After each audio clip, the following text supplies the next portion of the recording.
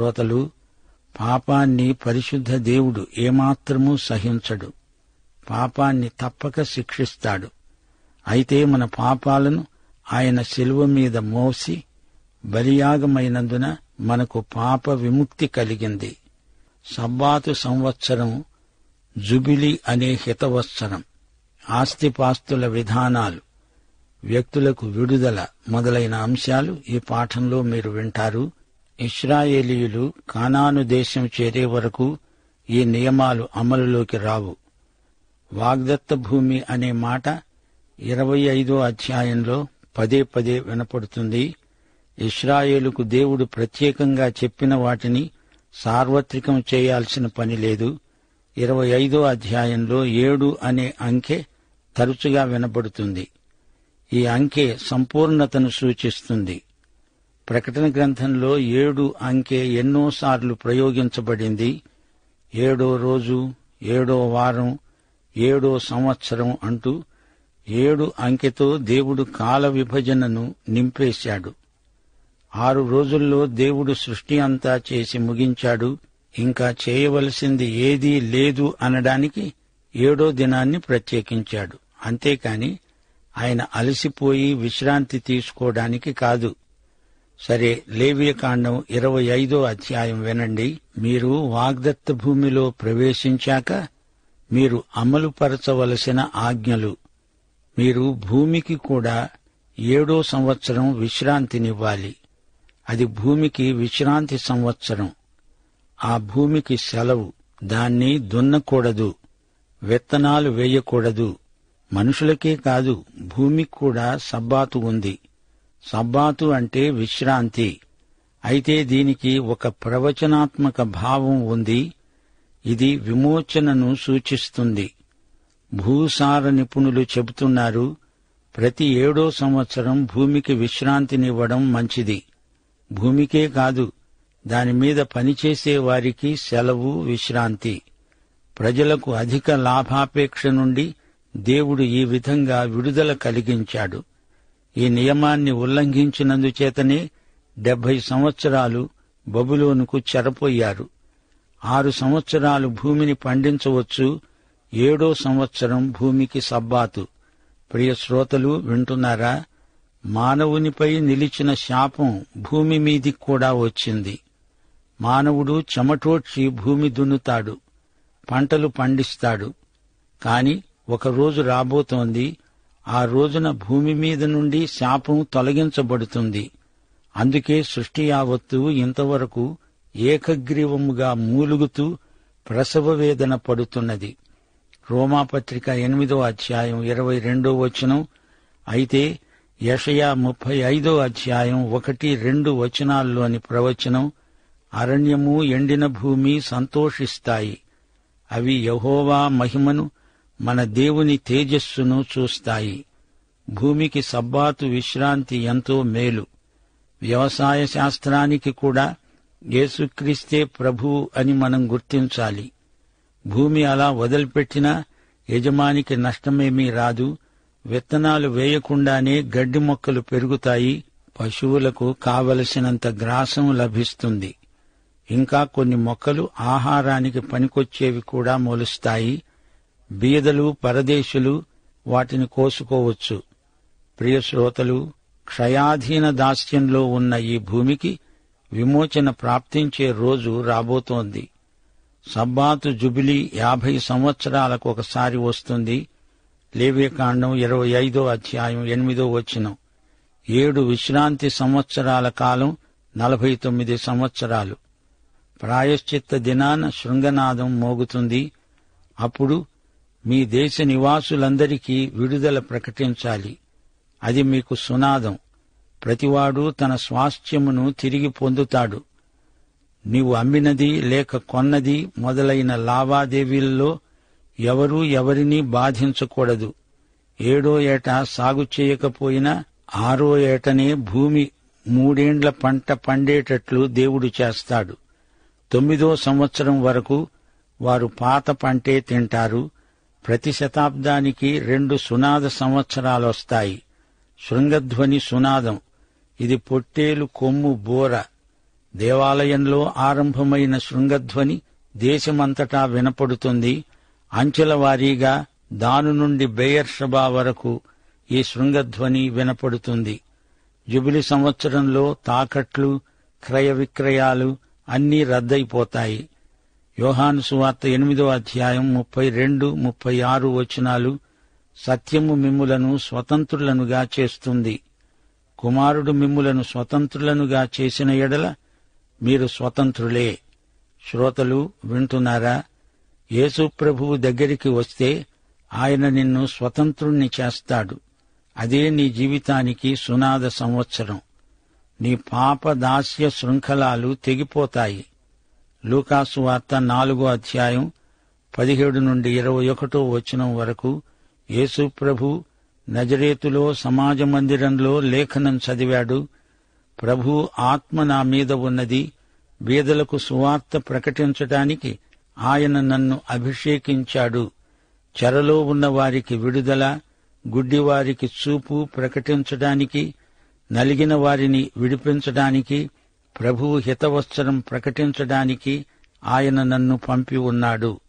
అప్పుడు ప్రభు అన్నాడు, మీ వినికిడిలో ఈ లేఖనం నెరవేరింది. బీదలకు సువార్త ప్రకటన, ఇదే సునాదం, ఇదే జుబిలీ సంవత్సరం. భగ్న హృదయులకు స్వస్థత. అయితే మరో మాట, అక్షరాల అసలైన జాతీయ సునాద సంవత్సరం ఇశ్రాయేలుకు 1000 ఏండ్ల పరిపాలనలో వస్తుంది. యెషయా 11, 35, 40 అధ్యాయాలు, ఇర్మియా 23వ అధ్యాయం, మీకా 4వ అధ్యాయం, ప్రకటన 20వ అధ్యాయం, ఇవన్నీ 1000 ఏండ్ల పాలన అధ్యాయాలు. లేవియకాండం 25వ అధ్యాయం 23వ వచనం నుండి, భూమిని శాశ్వత విక్రయం చేయకూడదు, ఆ భూమి నాదే. జుబిలీ సంవత్సరంలో ఎవరి భూములు వారికే వస్తాయి. 50 సంవత్సరాలంటే అది దీర్ఘకాలం. ఈలోపుగా ఎవరైనా బంధువు ఉంటే అతడు సహాయం చేయడానికి ఇష్టపడితే ఆస్తిని విడుదల చేసుకోవచ్చు. ఇదే బంధు విమోచక పరిష్కారం. రూతు కథలో ఇదే సూత్రం బోయజుకు వర్తించింది. అయితే యేసు ప్రభువు మన బంధు విమోచకుడు. 28వ వచనం నుండి నివాస గృహములను గురించిన న్యాయ చట్టాలు పేర్కొనబడ్డాయి. కట్టడములను గురించి, స్థిరాస్తిని గురించి దేవుడు ఎంతగా కట్టుదిట్టం చేశాడో గమనించండి. వాడుక చేత స్థిరాస్తి దాని విలువను కొంతవరకు కోల్పోతుంది. లేవీయులకు ప్రత్యేక చట్టాలున్నాయి. 35వ వచనం నుండి వ్యక్తులను విడిపించే న్యాయ విధానం చెప్పబడింది. పరాయి దేశస్థులను మోసగించకూడదు, స్వదేశీయులతో వడ్డీ వ్యాపారం చేయకూడదు. సునాద సంవత్సరంలో బానిసలకు పూర్తి విడుదల. ఇశ్రాయేలీయులైన మీరు సహోదరులు గనుక ఒకనిచేత ఒకడు కఠిన సేవ చేయించుకోకూడదు. శ్రోతలు వింటున్నారా? ఇశ్రాయేలీయులందరూ సోదరీ సోదరులు. ఎంత బీదవాడైనా అతణ్ణి బానిసగా చూడకూడదు, సేవకుడని భావించాలి. పరాయి దేశము నుండి బానిసలను కొనవచ్చు. బానిస వ్యాపారం ఆ రోజుల్లో ఏ విధంగా ప్రపంచవ్యాప్తమై ఉందో చూడండి. మోషే ధర్మశాస్త్రం ఈ వాస్తవాన్ని గుర్తించింది. బానిసలకు సునాద సంవత్సరం ఎంతో ఆశాభావాన్ని కలిగించింది. బంధు విమోచకుడు ఎవరైనా వచ్చి అతన్ని విడిపించవచ్చు. సునాద సంవత్సరానికి ముందే విడుదల కలిగించవచ్చు. ప్రియ శ్రోతలు వింటున్నారా? యేసుక్రీస్తే మన బంధు విమోచకుడు. ఆయన పరలోక మహిమైశ్వర్యము గలవాడు. ఆయన మన కోసం రిక్తుడై వచ్చాడు. మనలను విమోచించడానికి ఆయన తన ప్రశస్త రక్తాన్ని కార్చాడు. మనల్ని మాత్రమే కాదు, మనల్ని బట్టి శపితమైన ఈ భూమిని కూడా విమోచిస్తాడు. బంధు విమోచకుణ్ణి గురించిన చట్టం మన ప్రభువైన యేసుక్రీస్తు వైపునకే నడిపిస్తుంది. ఇప్పుడు మనం 26వ అధ్యాయంలో ప్రవేశిస్తున్నాము. ఈ అధ్యాయంలో భూములను గురించిన చట్టాలు పొందుపరచబడ్డాయి. దేవుని ఆశీర్వచనాలు వాగ్దానం చేయబడినాయి. దేవుని తీర్పులు కూడా ప్రకటించబడ్డాయి. 26వ అధ్యాయంలోని చట్టాలన్నీ ప్రవచనాత్మకమై ధ్వనిస్తున్నాయి. ఇశ్రాయేలు భవితవ్యమంతా ఈ అధ్యాయంలో దేవుడు ప్రవచిస్తున్నాడు. ఈ అధ్యాయంలో షరతులెన్నో ఉన్నాయి. దేవుని నిబంధనలకు లోబడితే దేవుడు వారిని ఆశీర్వదిస్తాడు. ప్రజల విధేయత మీద దేవుని దీవెనలు ఆధారపడి ఉంటాయి. దేశం సుభిక్షంగా ఉండాలంటే ప్రజలు తమ దేవునికి విధేయులై ఉండాలి. ఈ రోజున మనకు కూడా ఇదే సూత్రం వర్తిస్తుంది. లేవియకాండం 26వ అధ్యాయం సారాంశం వినండి. మీరు విగ్రహములను చేసుకోకూడదు. నేను నియమించిన విశ్రాంతి దినములను మీరు ఆచరించాలి. నా పరిశుద్ధ మందిరమును సన్మానించాలి. నేను యెహోవాను. ఈ 2 వచనాలు దశాజ్ఞల్లోని మొదటి 2 ఆజ్ఞలు. వాగ్దత్త భూమిలో ఇశ్రాయేలు జాతి మనుగడకు ఈ 2 ఆజ్ఞలు ఆధారం. భూమి వారికి ఇవ్వబడింది. అయితే వారా దేశాన్ని స్వతంత్రించుకోవాలంటే దేవునికి విధేయులై ఉండాలి. వారు విగ్రహాలు చేసుకోకూడదు. హీబ్రూ భాషలో విగ్రహం అనడానికి ఏలీలిం అనే మాట ప్రయోగించబడింది. దానికి అర్థం శూన్యం. అనగా విగ్రహము అనేది నీకు దేవునికి మధ్య శూన్యం ఏర్పరుస్తుంది. దేవుని స్థానాన్ని ఆక్రమించిన విగ్రహం శూన్యమే. కట్టెతో రాతితో విగ్రహాలు చెక్కకూడదు. ఇదే ఆజ్ఞను దేవుడు ఇశ్రాయేలు జాతికి పదే పదే ఇస్తూ వచ్చాడు. పరిశుద్ధ స్థలాన్ని శుచిగా పవిత్రంగా ఉంచాలి. మీరు నా కట్టడలను బట్టి నడుచుకొని నా ఆజ్ఞలను ఆచరించి వాటిని అనుసరించి ప్రవర్తించిన ఎడల వర్షాకాలంలో మీకు వర్షమిస్తాను. మీ భూమి మీకు పంటలనిస్తుంది. మీ పొలముల చెట్లు ఫలిస్తాయి. ద్రాక్ష పండ్ల కాలము వరకు నూర్పు కొనసాగుతూనే ఉంటుంది. మీరు తృప్తిగా భుజించి మీ దేశములో నిర్భయంగా నివసిస్తారు. మీకు క్షేమము కలుగజేస్తాను. ఎవడూ మిమ్ములను భయపెట్టడు. హాయిగా పండుకోండి. దుష్టము ఉండవు, ఖడ్గము రాదు. మీరు మీ శత్రువులను తరిమి కొడతారు. మీలో 5 100 మందిని తరుముతారు. 100 మంది 10,000 మందిని తరుముతారు. నీ సంతానం వృద్ధవుతుంది. నీతో నా నిబంధన స్థిరపరుస్తాను. పాత ధాన్యం సమృద్ధిగా ఉంటుంది. అదే మీరు తింటారు. మీ మధ్య నా మందిరం ఉంటుంది. నేను మీ మధ్య నడుస్తాను. నేను మీ దేవుణ్ణి, మీరు నా ప్రజలు. ఈజిప్టు దాస్యము నుండి మిమ్ములను విమోచించాను. మీ కాడి పలుపులు తెంచాను. మిమ్మల్ని నిలువబెట్టాను. మీరు నాకు అవిధేయులైతే మీకు తాపజ్వరం, క్షయరోగం వస్తుంది. మీ కండ్లు క్షీణిస్తాయి. మీ ప్రాణాలకు ఆయాసం కలుగుతుంది. మీ పంట మీకు దక్కదు. మీరు నాకు విరోధులవుతారు. శత్రువులు మిమ్మల్ని ఏలుతారు. మీరు మరీ మొండికెత్తితే మీ మీదికి 7 ఎక్కువ శిక్ష వస్తుంది. మీకు గర్వభంగమవుతుంది. పైన ఆకాశం ఇనుమవుతుంది. కింద భూమి ఇత్తడి అవుతుంది. మీ బలం ఉడిగిపోతుంది. పంటలు పండవు. అడవి మృగాలు మీ మీదికి వచ్చి పడతాయి. మీరు సంతానహీనులవుతారు. ఇంకా మీరు గుణపడకపోతే మరి 7 శిక్ష పొందుతారు. మీకు ప్రతిదండన తప్పదు. శత్రువులు మిమ్మల్ని పట్టుకుంటారు. కరువొస్తుంది. 10 మంది స్త్రీలు ఒకే పొయ్యి మీద వండుకుంటారు. కడుపు నిండా తిండి దొరకదు. మీరు ఇంకా నా మాట వినకపోతే మరి 7 శిక్షిస్తాను. ఆహారము దొరకక మీ బిడ్డలనే మీరు పీక్కు తింటారు. మీ ధూపం నేను ఆఘ్రాణించను. మీరు పరాయి జాతుల మధ్యకు చెదిరిపోతారు. మీ దేశం పాడుబెట్టబడుతుంది. అయితే మీ భూమికి అదే విశ్రాంతి కాలమవుతుంది. మీరు మీ దేశములో భూమికి విశ్రాంతి ఇవ్వలేదు గదా. ఒక జాతిగా మీరు మీ ఉనికిని కోల్పోతారు. శత్రుదేశంలో మీకు క్షీణత ప్రాప్తిస్తుంది. మీరు మీ అతిక్రమాలను ఒప్పుకుంటే నేను యాకోబుతో చేసిన నిబంధనను జ్ఞాపకం చేసుకుంటాను. అలాగే ఇస్సాకు, అబ్రహాములకు చేసిన నిబంధన జ్ఞాపకముంచుకుంటాను. మీరు శత్రుదేశంలో ఉన్నప్పుడు నేను మిమ్మును పూర్తిగా విడువను. మిమ్ములను ఈజిప్టు దాస్యము నుండి విడిపించిన యెహోవాను నేనే. ప్రియశ్రోతలు వింటున్నారా? దేవుని ఆజ్ఞలను పాటిస్తే ఆశీర్వాదం, తిరస్కరిస్తే శాపం. ప్రవక్తలందరూ ఇదే షరతును ప్రకటిస్తూ వచ్చారు. యెహెజ్కేలు 34 అధ్యాయం 26, 27 వచనాలు ఇదే మాట అంటున్నాయి. మీకు ఋతువుల ప్రకారం వర్షం, పాడి పంటలు.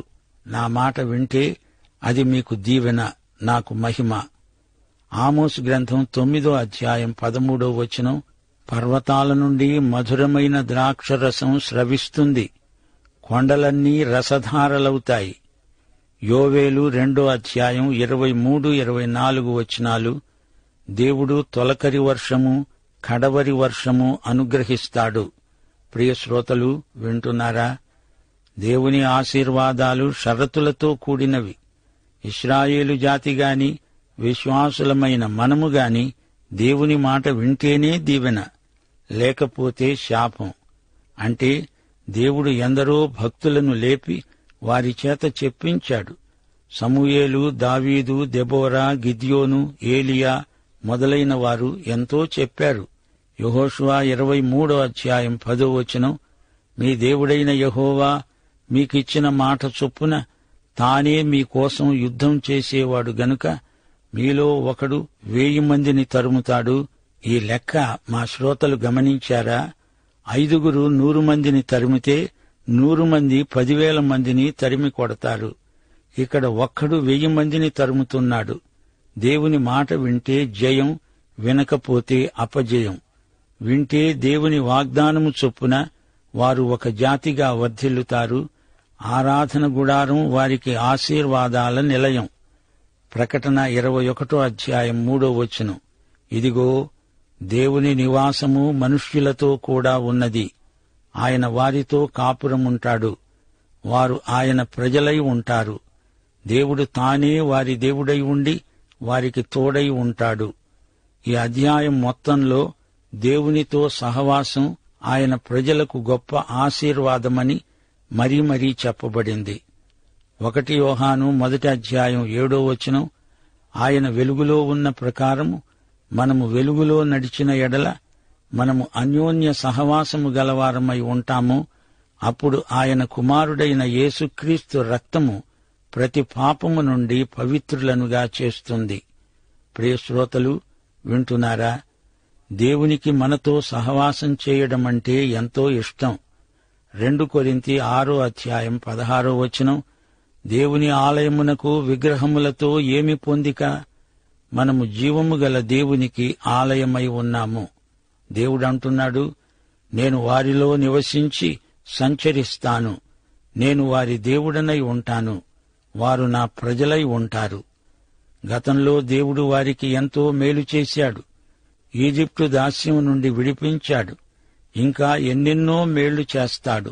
ఇదే మాట అపొస్తలుడైన పౌలు ఫిలిప్పీ పత్రిక 1 అధ్యాయం 6 వచనంలో అంటున్నాడు, మీలో ఈ సత్క్రియను ఆరంభించినవాడు యేసుక్రీస్తు దినము వరకు దానిని కొనసాగిస్తాడని రూఢిగా నమ్ముతున్నాను. దేవునికి స్తోత్రం. ప్రియ శ్రోతలు, దేవుని ఆజ్ఞలను ధిక్కరిస్తే దేవుని తీర్పునకు గురి అవుతాము. ప్రజల మీదికి, దేశం మీదికి గొప్ప శిక్ష వస్తుంది. దేవుని కోపం రగులుకుంటుంది. ఇశ్రాయేలీయులు అవిధేయులై దేవుని తీర్పును కొని తెచ్చుకున్నారు. పాఠం ఇక్కడ ఆపుతాము. దేవుడు తన ప్రజలకు బుద్ధి చెప్పడానికి వారిని అన్యుల చేతికి అప్పగించాడు. అది సరే, ఇప్పుడు మన పరిస్థితి ఏమిటి? దేవుని మాట వినకపోతే, ఉప్పు నిస్సారమైతే దాన్ని ప్రజలు కాళ్లతో తొక్కుతారు. జాగ్రత్త. ప్రభు అయిన యేసుక్రీస్తు వారి సత్కృప, తండ్రి అయిన దేవుని మహాప్రేమ, పరిశుద్ధాత్మ యొక్క నిత్య సహవాసము మనకు తోడై ఉండునుగాక. ఆమేన్.